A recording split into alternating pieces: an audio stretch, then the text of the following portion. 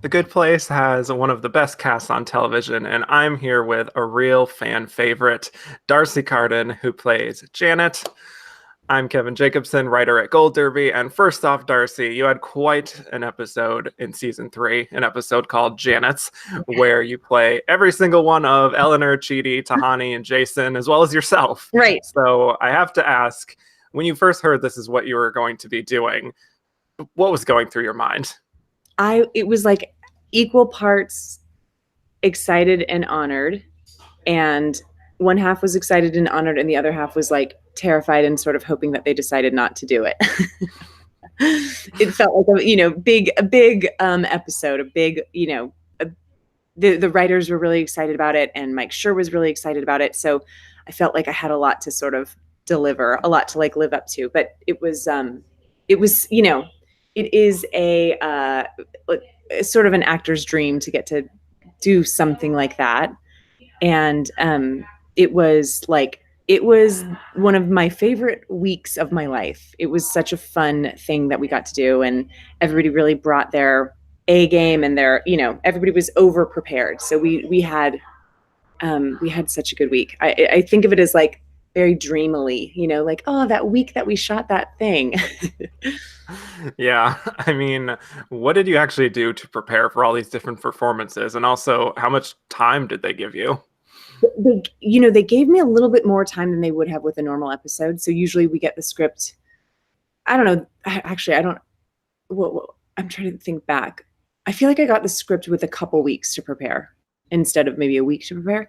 And I knew about it before we even started shooting the season. So I had plenty of time to like creepily stalk my castmates and watch them, watch their every move and listen to their voices. And I also had the luxury of having many episodes of television to watch them on. So I watched a lot of past episodes and kind of honed in on like the way they move and the way they talk and the way they sound when they get angry and the way they sound when they're excited, and just sort of all their little particularities and their peculiarities, 2 words that kind of sound the same.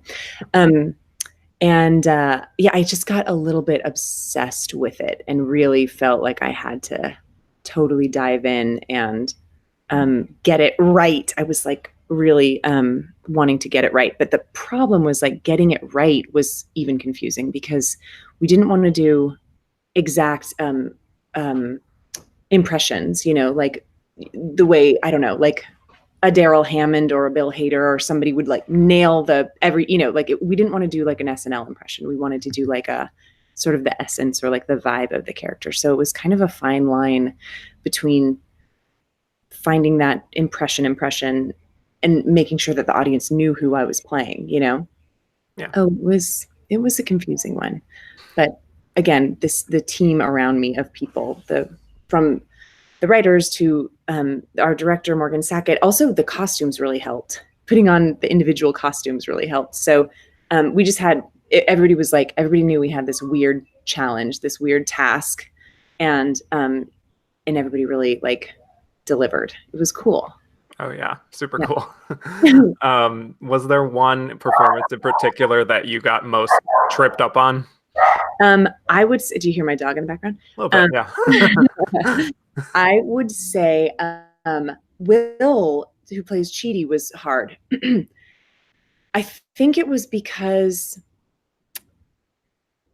he has a very specific way of talking and like a cadence and a tone of his voice that I could like really hear it in my head, and then I would say the line and I would be like, that wasn't it. And again, I wasn't trying to get an exact impression, but it was, I was in my head the most for him, which kind of is fitting that Chidi would be the most in his head, I never quite felt comfortable or like I nailed it. But then like Tahani was really fun and Jason was really fun and Eleanor was also fun, but another one that was like, she's really subtle in her choices and her acting. And it was like, I wanted to make sure that it's just that step above, I wanted it to be subtle, but also I needed to make sure that the viewers know who I'm trying to be, that they're not all so subtle that there's no difference between the four. And when that episode actually aired and you saw it kind of all put together, like what was your reaction and what was that week like of everyone seeing it? It was funny, like I was very, I don't know if this makes sense, but like the experience was so good and positive and fun that you almost forget that it's going to then be seen by people, So it was just like the challenge of that week and like, the day-to-day of that week was, it was actually 8 days. So the day-to-day of those days was all I was really focusing on. And then it was like, oh yeah, this is going to be on TV and people are going to see this. So then that was like a whole other thing. So then I started getting a little bit in my head about like, I don't even know if I want to watch it. I love watching the show. I don't have too much of I know a lot of actors don't like watching themselves. I'm such a fan of this show that I watch every episode, but I was starting to feel like, I don't know if I'm going to be able to watch this particular one, if it will sort of taint my good memory of it. But then, Mike Schur and Morgan Sackett, the director of that episode, they were very excited. Once they cut it all together, they were really talking it up, and they were like, you're gonna love it. You're gonna be excited. You're gonna like it. You're gonna want to watch it.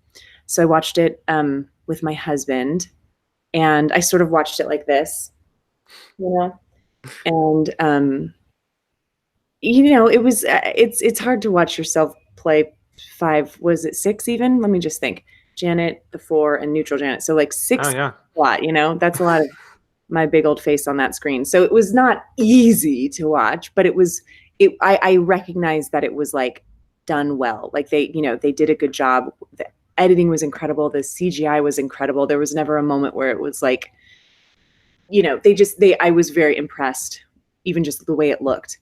And then, I mean, not to throw him under the bus, but when it was done, my husband started crying. So I was like, oh, okay, I guess this is good. It worked. Yeah.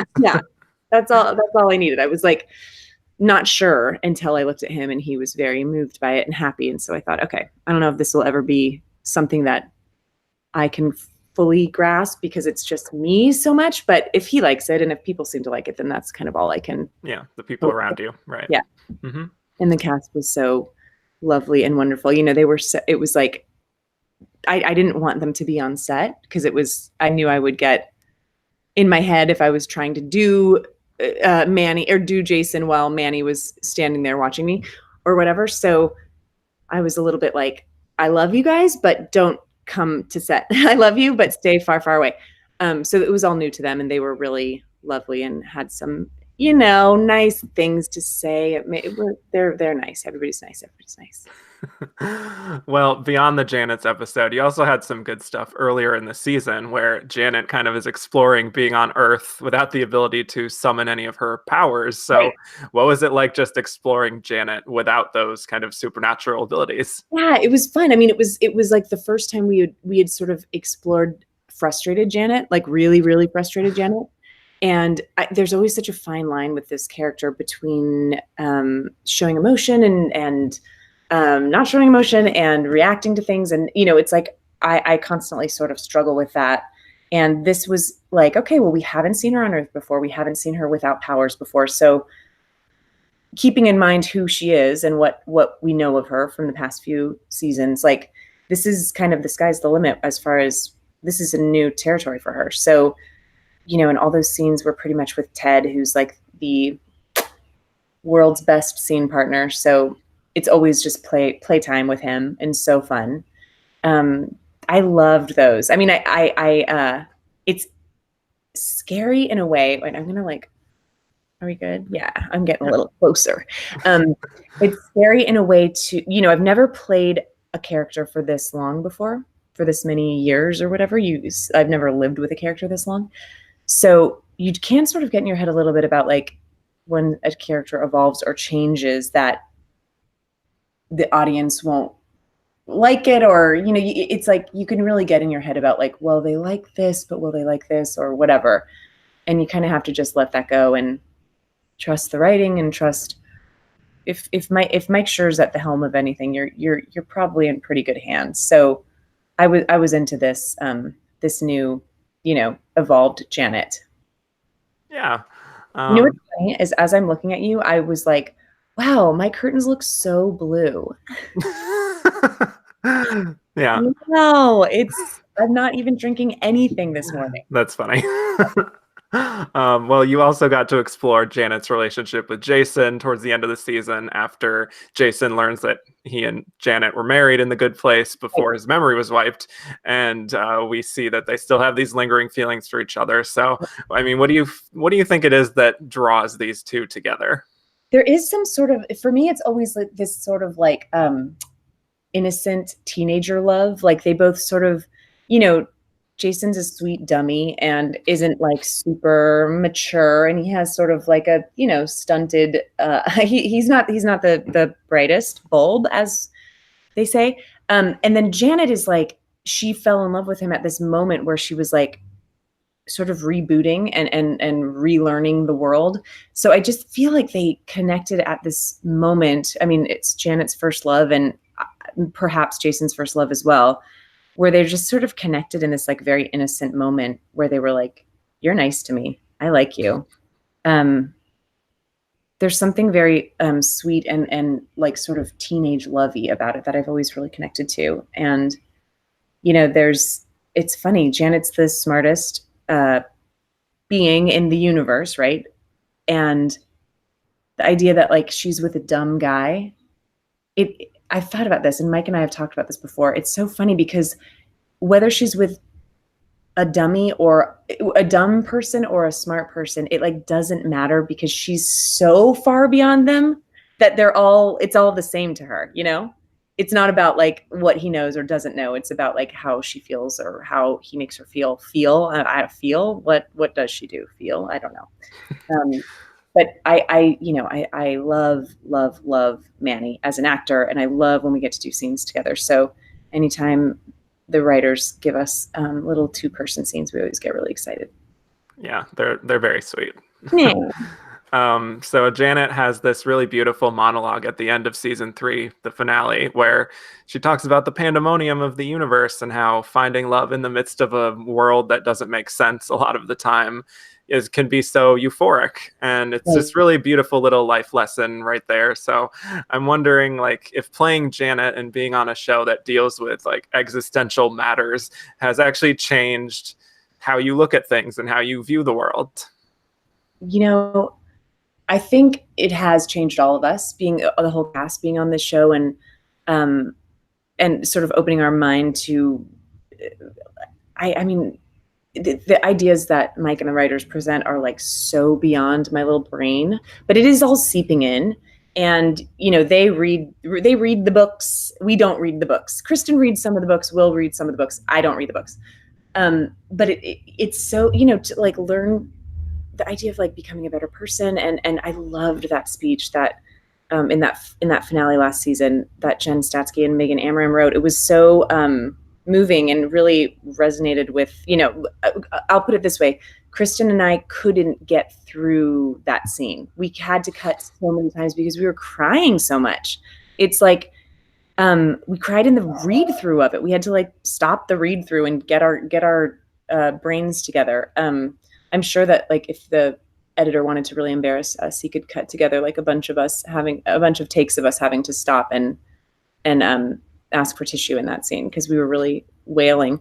But it's just like it's really like a beautiful way of looking at the world, and I'm so impressed with these writers. They happen to be like hilarious, but then also super geniuses. It's like such a particular group of writers. They're freaks. Yes, I love it. We are an awards website, and you and the show have been getting some awards attention lately. First off, I just want to congratulate you on behalf of all of us at Gold Derby for winning the Gold Derby Award for Best Supporting Actress in a Comedy Series last year. I still can't get over that. Gold Derby, you guys are too nice. That really, I mean, that's really, I am honored beyond. Thank you. Absolutely. From people who know, that's how I looked at it. I was like, man, this is, yeah. We watch a lot of TV, so yeah, it really meant a lot. Well, I mean, you were also nominated at the SAG Awards as part of the ensemble of Barry, Right. and both The Good Place and Barry, I believe, were nominated for Best Comedy Series at the Golden Globes this past year. Yeah. So, has this past year kind of just been a whirlwind in that regard? Yes, that's a great word for it. It has. It's been really exciting and like a huge honor. And you just look at, there's a lot of shows on now, more than ever. And to be on two shows that people are into so much that they would think to nominate us for awards, it really is, it's been such, it's been such an honor. And I kind of, I'm very aware that this doesn't happen to every show or to every actor or whatever. So I'm really enjoying every minute of it. And, getting to go to those shows, it's so exciting. And I think actors can get sort of jaded by them, and they go every year, and it's not all glitz and glamour, it's work and all that stuff. But man, it was fun. And I decided I'm just going to have fun at these and really take in every moment. Although I'll tell you, like, it's overwhelming. Like, I remember being at the first one was the Golden Globes, and I looked around and I thought, like, don't forget any of this. Like, really take this in. Don't forget anything. And then when my parents asked me how it was, I was like, all I remember is thinking to myself, don't forget anything. Can't quite remember anything that happened. It's coming at you. But, it was great. And we would be lucky if we got to do stuff like that again next season. Yeah. Well, also Kirby HowellBaptiste was on this season of The Good Place as Simone, and she is also on Barry as one of the acting students. So how do you feel like she kind of gelled with all of you on The Good Place? Couldn't have gelled more. I mean, she's a dear old friend of mine that, we've been friends since actually before Barry or The Good Place, which is amazing that we get to work together so much. But she instantly gelled. I don't know if you've ever met her or talked to her, but she's she is a light and a darling human being, and just like a good addition to any cast or any restaurant table, like any hangout. She's just like a good person to be with. So we love her. We love her very much, and she and Kristen and I like to go work out together a lot. So we see each other a lot. Nice. Yeah. Well, kind of speaking of your cast, I have to ask if you had some of Janet's summoning powers, if there is anyone on The Good Place or Barry that you would just like to summon an Emmy for if you could. There's this little known actor, but I think he's going places. That his name's Ted Danson. Heard of him? Edward Danson, actually. And I know people don't really know who he is, but I think he's got a big future. And he's weirdly done a lot of television, so you could go back and watch things, but just maybe Google him or something. He's very handsome. But in all seriousness, he is just the world's best acting partner, and any of us would say the same. He is the most fun and the most present and the most exciting and supportive, and he's really like, he is as special as they come, and would love to just give him, he deserves every award that could possibly come to him, because he's as good as they get. I adore that man. Totally agree. Excellent choice. Well, as we wrap up, I just wanted to know if there is anything that you can tease for season 4 of The Good Place. Wow, you know what? This is the first time I've been asked that for this coming season. We're shooting it right now. Mm-hmm. I usually have sort of something planned or something prepared to say for like a possible tease, because I get so scared by that question and I get so worried that I'm going to say the wrong thing. It is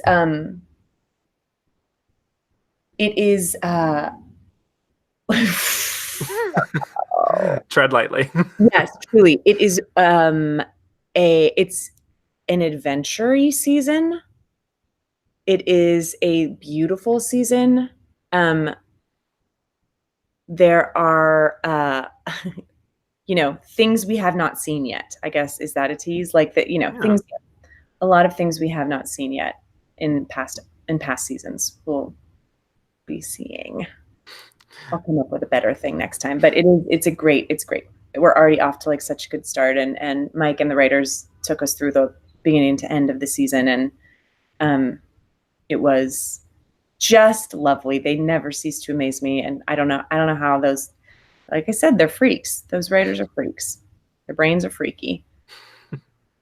Well, we're all very much looking forward to that. And thank you so much, Darcy, and good luck at the Emmys. Thank you, and thank you to Gold Derby. I really appreciate you guys. Honored. Yes. For everyone else, please hit subscribe for more awards season interviews and head to goldderby.com and start making some predictions of your own. Cool.